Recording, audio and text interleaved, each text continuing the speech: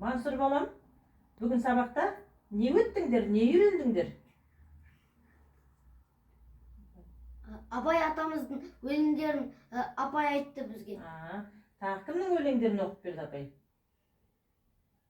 Шәкәрім аталарыңды, Сәкәрі аталарымды, Мұқағали аталарымызды оқып берді ме апай? Сол кісілердің өлеңдерін, сол ақындардың? Иә. Сен 1 жыл бойы мектеп алды даярлық сыныбында оқыдың, одан да басқа өлеңдер жаттадың.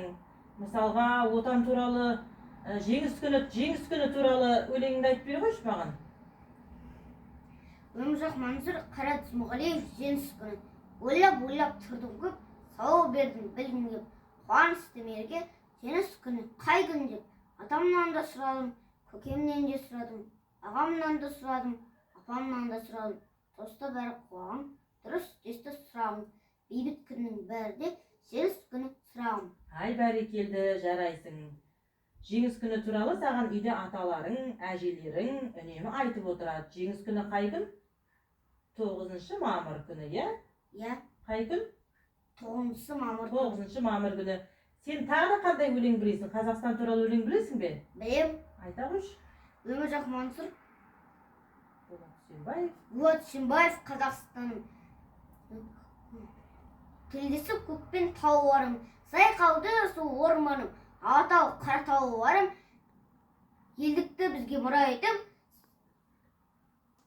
елдіктің сазын толғадым, саутана тасып сән құрған, елім бар бүгін заң құрған, кен байтақ атам мекенім, тұлпар бар тұяқ саудырған, сұңқарға қанат таудырған, қазақты әлем таныды, сәлемін жолдап сан қырдан.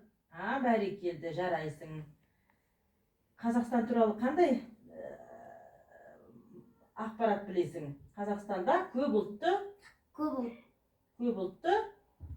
халық тұрады. Қазақстан жер көлемі бойынша нешінші орын алады? 9-шы орын алады. 9-шы орын алады. Жарайсың. Біздер болашақта әлі көп өлеңдер жаттаймыз. Солай ма? Солай. Жақсы.